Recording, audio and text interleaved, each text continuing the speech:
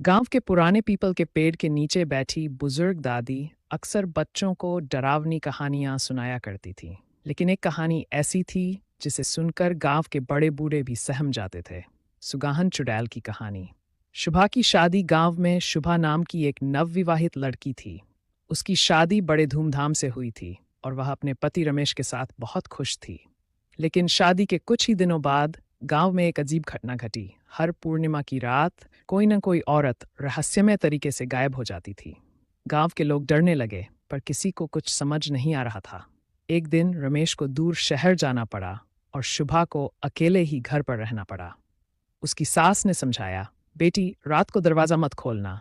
शुभा ने सिर हिला दिया, लेकिन उसे क्या पता था कि उस रात उसका रहस्य आधी रात को दरवाजे पर किसी ने दस्तक दी। आवाज आई, शुभा दरवाजा खोलो, मैं तुम्हारी सहेली राधा हूं। शुभा चौंक गई। राधा तो पास के गांव में रहती थी, वह इतनी रात का यहाँ कैसे आ सकती है?